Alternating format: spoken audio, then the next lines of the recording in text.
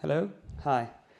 Hi, everyone, and welcome to the last session of the Digital Summit that, as I mentioned before, is all about the technological sublime.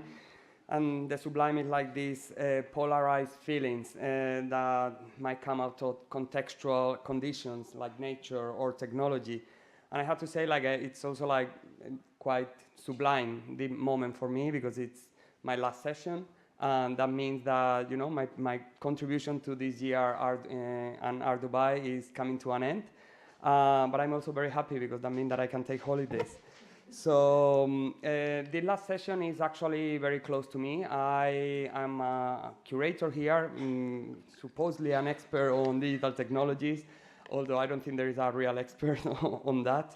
But my background is in architecture, and something that I really wanted with this closing session is trying to explore architecture and digital technologies, and how in particular these immersive experiences and immersive institutions that are emerging across the world. There is over 100 that have emerged in the last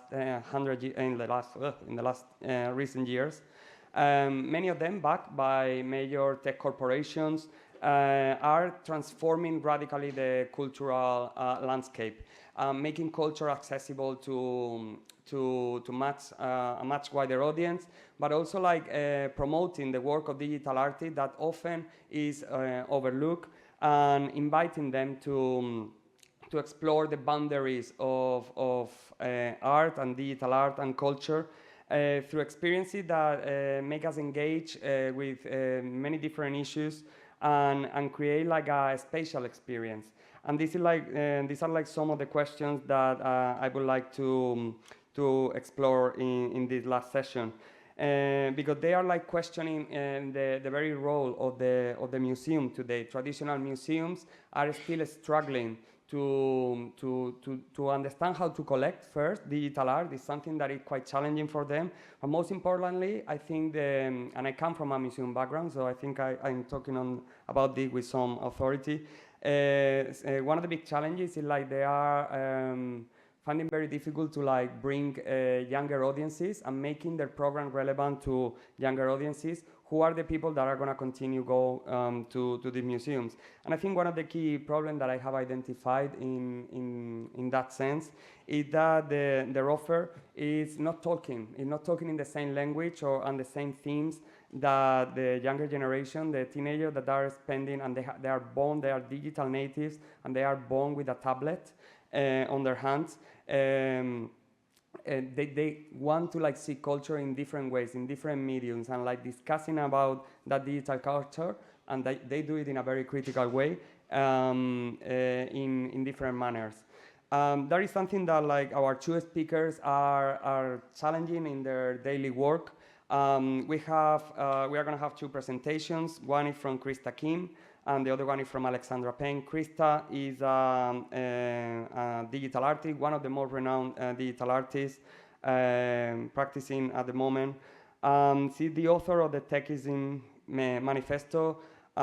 She's a visionary artist merging AI, immersive tech, and blockchain, also architecture, and she's going to talk about that, and to explore digital consciousness, but also ideas about health and well-being, and how we can reconnect with our human bodies and not feeling alienated from them through the impact of technology, something that Marx himself explored in connection to the first industrial revolution.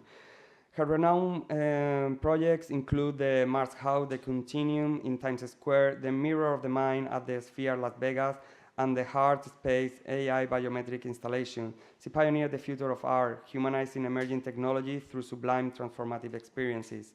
Also joining today is Alexandra Payne, who is the creative director and also director of content for Outernet London, which is one of the institutions that is radically transforming how we experience culture and how we digest culture in a city of London that is where many museums are right now, making their staff redundant because they are not managing to fundraise, not only getting sponsors, are trying to create a hybrid between culture and commerce, but also not selling tickets. Alexandra Payne is the work for Outernet, as I mentioned, which is the UK's #1 cultural and entertainment destination. attracting in the last year more visitors than the British Museum, which I find something very fascinating. Since launching in 2022, when it was like a very emerging endeavor, there were many other places trying to do the similar things. Now it's an established institution that everybody, and it's one of like the touristy, and not only for tourists, but also like for locals, destinations. Since 2022, it has commissioned and worked with artists and institutions such as Serpentine Tate, District Digital Art Week, and launched world-class immersive experiences such as the Butterfly Trail. So without further ado, I want to we are going to start with the first presentation from Krista. Thank you so much. Appreciate it. Yes, so thank you so much for being here at this hour. I've never given a talk at this hour before in my life. We should have some drinks on the table, actually. Yes, so my practice as an artist comes from practicing meditation and finding a way to treat my own mental health issues of depression and anxiety through art. So when I was enrolled in the Singapore La Salle College of the Arts, I was essentially going through a very, very depressing divorce with two very young children, 2 and 4 years old at the time. And I was suffering from depression and anxiety. I didn't want to get out of bed. So it was transcendental meditation that saved my mental health. Not only did it do that, but it helped me center myself. And the spiritual practice gave me confidence in myself. I found myself again in my artistic voice. And the art that I was creating, I departed from painting. And I started to create art digitally in 2013 whilst in the program, and they were so pissed off at me. They didn't know what to do with me because they're like, we have no digital artists at the school. We don't know what to do with you. So I had to go through a few supervisors in the program, and I almost failed. But I knew I had a vision, and the vision was, how can I create and transmute the screen and digital technology for wellness? Because if I could feel good and heal myself and my mental health issues with the technology, if I'm experiencing a sublime experience, then this must be happening to others. But I learned these principles whilst living in Japan before moving to Singapore. I lived in Japan for 3.5 years. And if any of you want to visit a magical place that is like the metaverse, go to Kyoto. In Kyoto, I learned a lot about the power of Zen as an art form, as consciousness expressed through creative enterprise in any aspect of your life, whether it's a tea ceremony or a Japanese Zen garden or fashion. What I learned was I went to the Rowenji Temple Garden, one of the most iconic Japanese gardens in the world. And when I encountered this garden, what really struck me in this confrontation or this experience was that everyone, including myself, sitting in this space was feeling Zen, feeling calm, silence, and absolute gratitude, and appreciating the beauty of simplicity and quietness. The silence was palatable. And I had a revelation because I thought, my goodness, these monks 500 years ago are visionary. They are artists. They are masters of consciousness. And I want to learn. I want to create an immersive experience of Zen. I want to create this experience for others. It is a great service to humanity. And 500 years later, it could live forever. So when I moved to Singapore, whilst I was going through the divorce, learning meditation, creating art, trying to figure out what I was going to create, I began to create digital Zen experiences. And eventually, this led to a project like at the Sphere. So my intention is always to create experiences that calm the brain state or create a sublime experience of meditativeness. My definition of sublime is more of meditativeness. And I also like to incorporate in my art healing sound frequency music, because I believe there is more science that will prove that sound heals as well. So the sensory input of sound and the visual can be a real source of healing in the world. And now we're confronted with AI. And my question was, how can we create experiences with AI that are transcendent, that are sublime? So I met 3 years ago the CEO of a company called Tenbeo, and they're based out of Brussels. Atalis Kratuni, she's the CEO, and she and I became fast friends. She's a brilliant visionary and a humanist. She's half from Burundi and half Greek. And she saw the need for creating an AI protocol that is proof of humanity. And I was like, proof of humanity, yes, you can use my technology of taking your ECG data, your heartbeat data on a heartbeat device.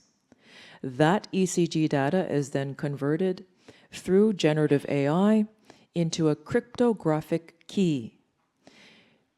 And what I learned in that moment was that we all have a unique heartbeat algorithm. And that is unique to each of us. And I thought that was beautiful, like a fingerprint, like your retina. And I asked her, oh, wow, that's amazing. So what are the applications?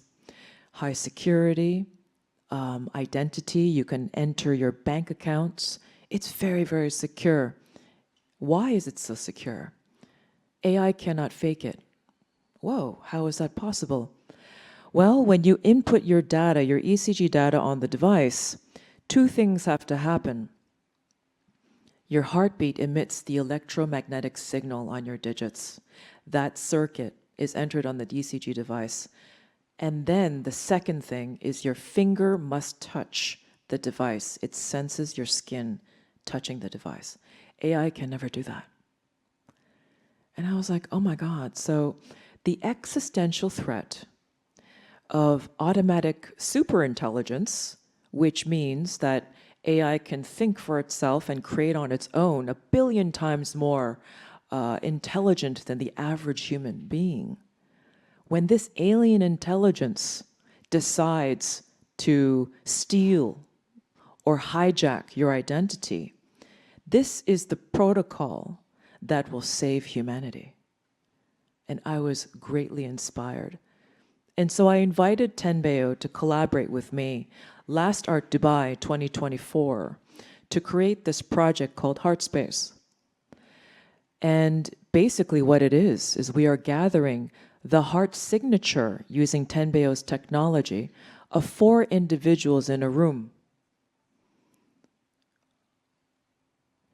And we are creating a beautiful collaborative artwork that is created with the heartbeat of 4 people.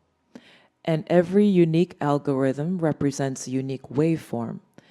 And the color represents your emotion. You are only seeing 4 inputs at a time on the screen, but you can see the beautiful confluence of co-creation using data. It's transcendent communication. And really the concept is that I want to show people, I want to demonstrate that AI is not just for productivity. AI is not just for military enhancement. AI is not for world domination and power. AI can be for maximizing our human connection. And data is such an incredible, precious resource. It makes me question the value of data And I think that's a lesson that I'd like to tell all of you, what I learned about data. Because what we know right now, these two concepts, data is power. Right now, all of our data is being taken from us for free, and tech giants are reselling it for billions of dollars off the books. It's not even accounted for. We don't know how much money they're making, but they're making a fortune off of our data.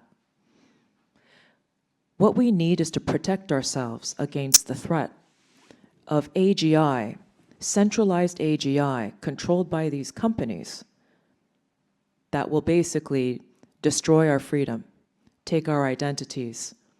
We need to have, number one, a digital identity using protocols like Tenbeo, and number two, data sovereignty. If you're going to take anything away from my talk today, data sovereignty is a human right, the biggest human right of the 21st century.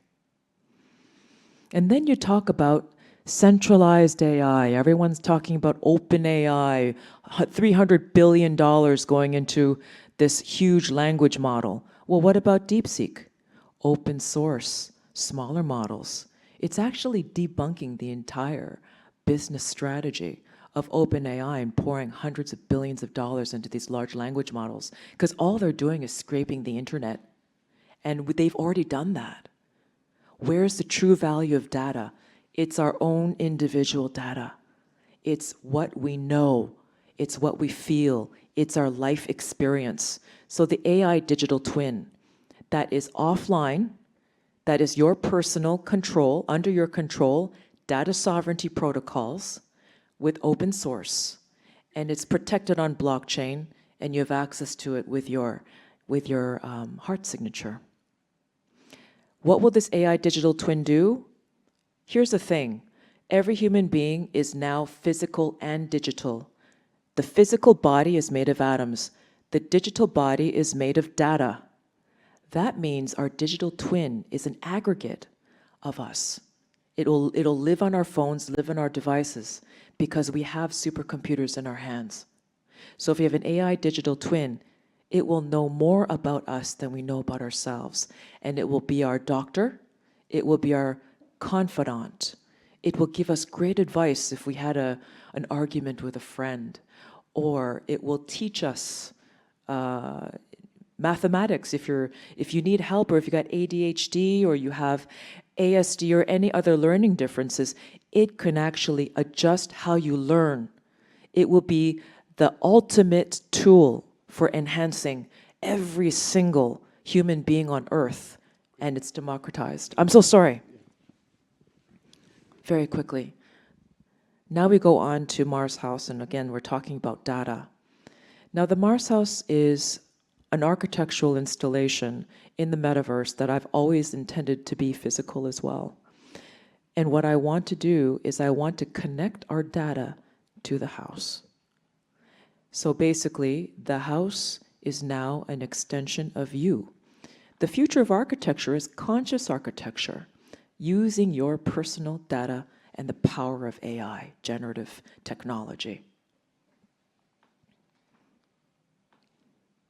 So now the goal is to create a physical AI museum of humanity that creates your digital twin, safe data sovereignty, and uses conscious architecture using your biometric data. Thank you very much.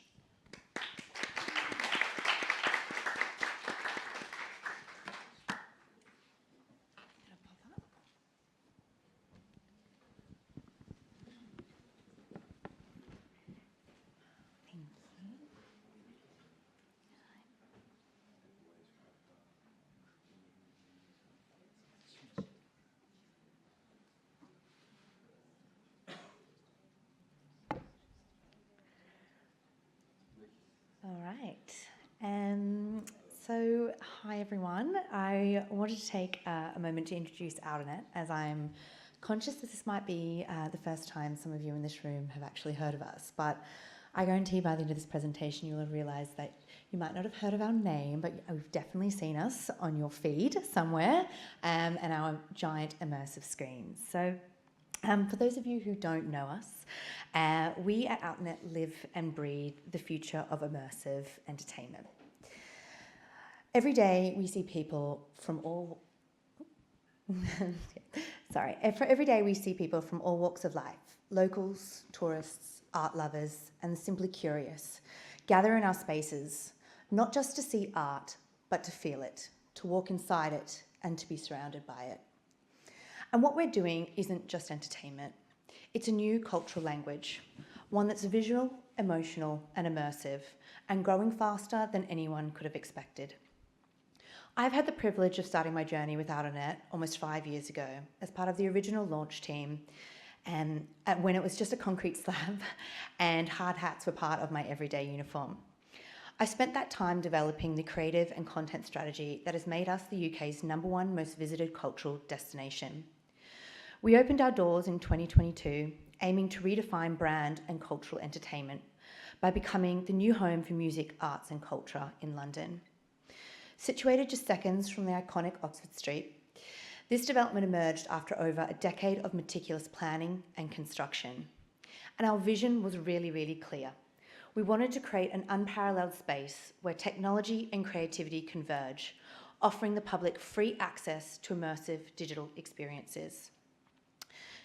Now, I'm not going to talk too much about the brands, but in order to do this, we worked with the world's leading brands, from everyone you can imagine, from McDonald's all the way to Prada, to create compelling branded content experiences and advertising, which allowed us to keep our arts and culture programming free for all. In our first year of operation, we attracted 75 million visitors, and in the 2.5 years since that, Outernet London, as I mentioned, has become UK's most visited cultural attraction, surpassing the annual footfall of established institutions such as the British Museum. And this achievement really underscores Outernet's unique appeal, our commitment to creativity, and its resonance with both locals and tourists alike. Now, the district itself, for those who haven't yet visited us, and I encourage all of you the next time you're in London to please come down and check us out. But the district itself is made up of 3 immersive screen spaces, the largest of which is the Now building, which is home to 360-degree LED screens, over 26K in resolution, with 90 channels of spatialised audio and also inbuilt interactivity cameras. And I'm going to go in to talk a little bit more about our tech stack in a bit, but it's really at the heart of all of our incredible experiences. We run content 14 hours a day, 364 days a year. They give us one day off, Christmas, but I'm sure if the football keeps up, they'll make us work that day as well. No, just kidding.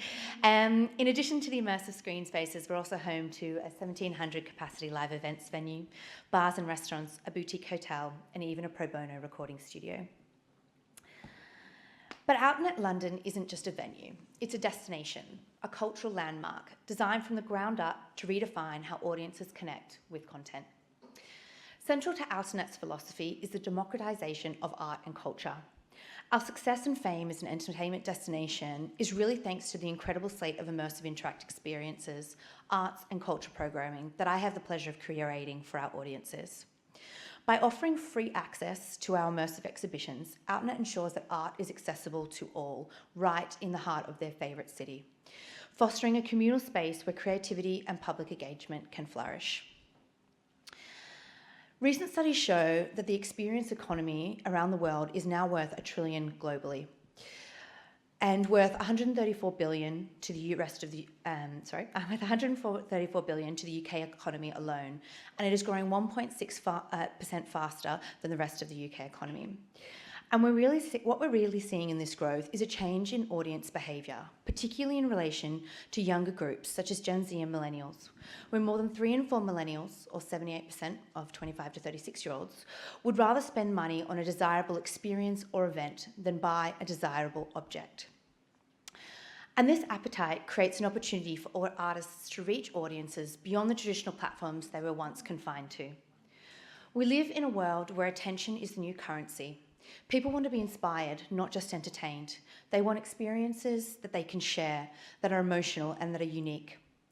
And in just the last few years, as Gonzalo mentioned before, we've seen over 100 immersive art institutions launched globally. From L'Atelier de Lumière in Paris to the Sphere in Las Vegas to spaces like our very own at Outernet. And these are not small pop-ups we're talking about here. We're talking about massive venues, often backed by major tech and culture investors. And the artists, well, they're pioneers, working with algorithms, AI, interactive installations, and real-time generative visuals. And we work with visionary digital artists, creative technologists, and traditional cultural institutions to design artworks and experiences that drive engagement, increase audience dwell time, and encourage social sharing. Since we've opened, we've established partnerships with esteemed cultural and creative institutions, including the Royal College of Art, the National Trust, the Serpentine Gallery, the Tate, and even the Saatchi Gallery. And these collaborations have enriched our programming, bringing world-class exhibitions and events to the public. We've also collaborated with a number of individual artists as well, such as the talented Krista Kim, who I'm sharing the stage with today, Marco Grambia, Hannah Neiston, and the teams at Ouch, Ferdy, who we just heard from before, and District in South Korea. And what we can offer these artists and partners is an opportunity to innovate and tell stories on a massive scale and engage with their audiences like never before. Powering this innovation are our creative tech capabilities. The entire district is run by real-time engines, which allow us to create content instantaneously, facilitate interaction, and integrate live data. Interactivity allows that content consumption to go from a traditionally passive experience to an active one. Audiences are co-creating content with us in the moment, creating lasting memories as they are engaged with that content on a deeper, more active level. Aside from entertainment, it can also be used for education and social responsibility programming. An example of this is a project we did for Mental Health Awareness Week a few years ago, where we used real-time data tracking of our audience within the space to mimic the feelings of social anxiety through a generative art project. The more people that came into the district, the more frenetic the visuals that got on screen, the louder the audio got, mimicking those emotional feelings that you have if you suffer from social anxiety. And younger audiences are craving more interactive, social, and multisensory experiences. The static wall-hung artwork, however masterful, and it will always have a place in our culture, often struggles to compete with 360 projections and responsive environments. By embracing cutting-edge technology, Outernet has introduced pioneering works such as the Butterfly Trail, a world-first mixed augmented reality experience that allows visitors to step into a glasshouse, interact with digital butterflies, and have the experience of real-time gamification within the space, exemplifying Outernet's commitment to innovation. Technology is developing so quickly, and we are constantly innovating at Outernet to ensure our platform can provide brands and artists with all the tools at their fingertips to execute their ideas. Immersive art isn't just about scale and spectacle, it's about access. It draws in people who might never have set foot in a museum before. It creates an emotional, unforgettable entry point into visual culture. We believe the future of art is inclusive, multisensory, and participatory. And with the right partnerships, museums can evolve alongside this movement without losing their integrity. The question isn't whether traditional museums will be left behind. The question is, how do we all move forward together? Let's build bridges between the physical and the digital, between the historic and the futuristic, because the art world is not shrinking, it's expanding, and there's room on the canvas for everyone. Thank you.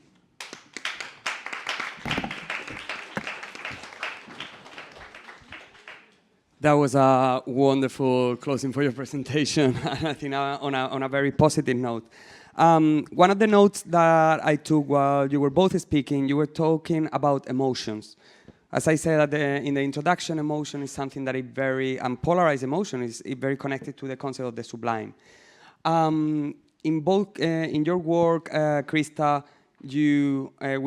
we can see, for example, in the TAEX booth, some of your work that are on a screen, but you are moving beyond the screen. You've created bespoke installations for Outernet, for the Sphere, for Times Square, where you are moving beyond the screen and creating a spatial experience. Now even more with the Mars house that hopefully, fingers crossed, it will be materialized very soon. in a physical space. In the same way, you, Alexandra, through Outernet, you are commissioning emerging artists to try to move beyond. And you might have seen the reaction of these thousands of people that go by, and I've seen it myself. It's like quite emotional when like people are seeing and experiencing that for the first time. How do you think like this idea of going beyond the screen and using a space and time to create experience can be used as a form of like building emotions toward bigger issues of our time? I remember like Alexandra, you had like a beautiful installation that it was like physical digital also, like recently, the one with the red flags. So can you explain a little bit more? How do you think like these kind of like three-dimensional experiences or four-dimensional, I would say, can like really engage with all of us and transform our emotions? Wow, that's a great question. I see a lot of these technologies as a convergence. I actually think that data is very important in this question, because a lot of people can ignore these issues, whatever issues it is, whether it's the issues with the planet or with conflict or all kinds of issues that we face. But a lot of the time, people have a very short memory in the media. Right? The media cycle changes and something new replaces it. People forget. People have a very short attention span. But if you are confronted with the data, I think that data would play a very important role in actually using AI to make sense of any kind of aggregated data pertaining to a specific issue, and then creating an immersive experience using generative AI of the reality of that situation. You don't want to traumatize people. But what you want to do is you want that issue to be there, and it's not disappearing, and it's something that actually could be a call to action. Well, I think for us, we do get the privilege to be able to see how people are reacting to these immersive experiences every single day. And what we really find is it's a communal experience. People want to come and have a communal experience. And I think that was definitely something after COVID, there was concerns that people would never want to go back out again, that all of that content consumption would become limited to our devices. And I think what we're actually seeing, and I think the success of spaces like Outernet and other spaces all around the world is actually the antithesis of that. Look, they might still be walking in with their phone in hand and filming the whole time and sharing to social media, which obviously we encourage. But they're still doing it with friends and family and strangers in a space. And I think that that's what the best pieces of work within our space really do, is create this communal shared experience that touches people on an emotional level. And when we combine that with both digital screen work and physical installation, you see that on such a deeper level. And whether that physical experience is actually a digital one through augmented reality within the space, it's still grounding them in that moment. They're present there. And, it's funny, Hans Orbist said yesterday something around, he was speaking about the attention span of people within galleries, and I think he was saying, they were lucky if they get, 10 to 15 seconds of dwell time on a piece of artwork. And I think, something we're really proud of is that, we're experiencing 2 to 3 minutes of dwell time within Pace. And I think it is that physicality of a space and people sharing those experiences from an immersive nature together that's really keeping people there, essentially. One of the aspects that perhaps is the most critical when we are talking about these immersive experiences and is about like the friction that creates between culture and commerce.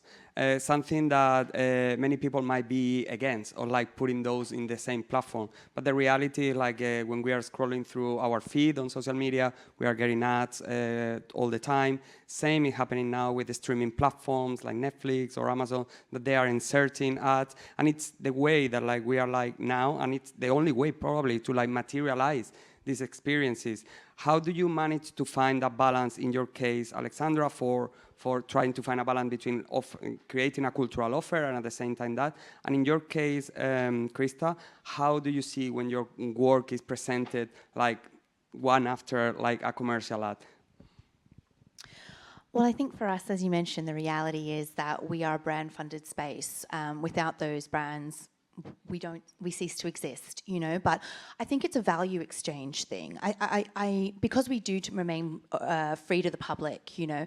If we were ticketing people and then also showing them ads at the same time, same thing when you on a streaming network, you know. When you start paying for a subscription but you're being served ads at the same time, you know, you feel in some way a bit cheated.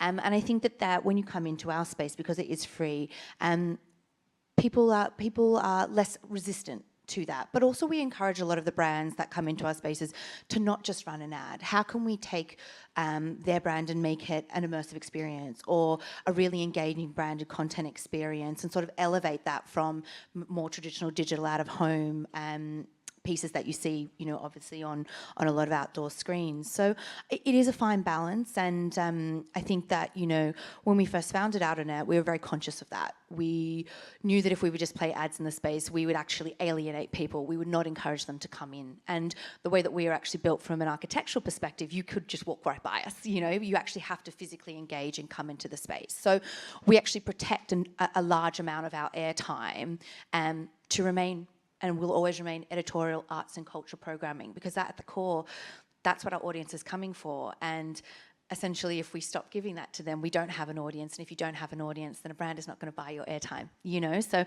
it's a very symbiotic relationship, essentially. In my case, I learned a very valuable lesson when I did the installation with Times Square Arts of Continuum in Times Square. We took over 96 screens in Times Square, and I created, actually the work that is exhibiting in the TIEX booth is Continuum. It's basically gradients that are very healing because it's the color and the physiological response. And so what we did was we synchronized every single screen with Continuum, all contiguously. It was quite stunning. And what we learned was that people understood that this was a meditative experience because it's so zen, it's just so simple, and it just erases all of the messaging in that moment because you're looking at the most frenetic place on earth, but it's just zen. But one screen did not participate and never participates in the Times Square Arts programming. That's Coca-Cola. And there was a huge Coca-Cola ad going on whilst Continuum was going on. So you know what happened? It went viral on TikTok. All these Gen Z TikTokers like, oh, we love this, but F Coca-Cola. They don't care about us. We got to stop buying Coca-Cola. And it was really like that went viral. And so what happened was Coca-Cola's marketing person called the curator, Gene Cooney, and said, get us on your program now. So when you're asking, how do I feel about having an ad? Well, it's my intervention.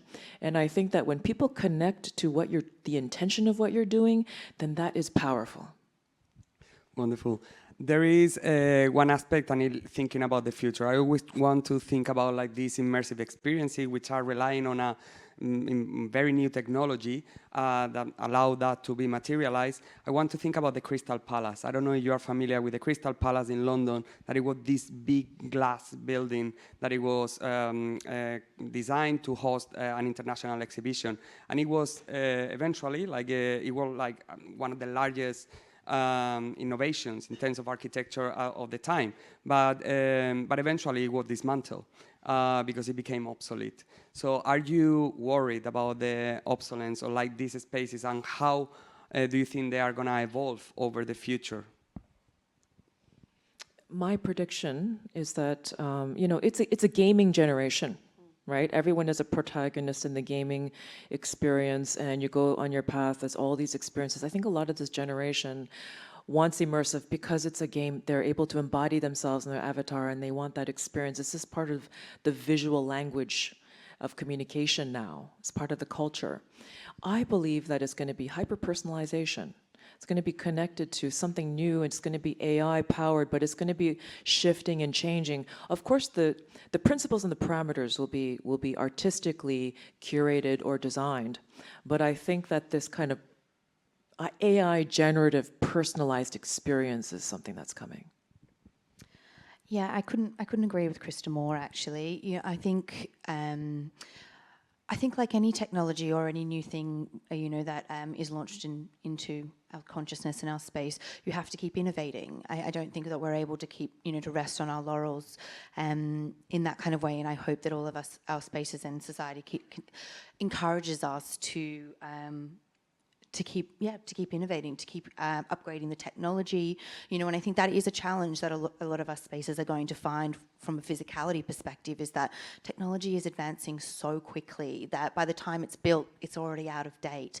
And so we're going to have to find a way to keep investing into, keep updating these systems. But I agree that, more and more of the experiences that we bring to these screens, the art that we bring to these screens, needs to have a hyperhuman connection and allow audiences to interact in new and deeper ways. Brilliant. We've run out of time, but I would like to use the last 5 minutes if there is any questions from the audience, so we can take a couple of questions. There is one over here.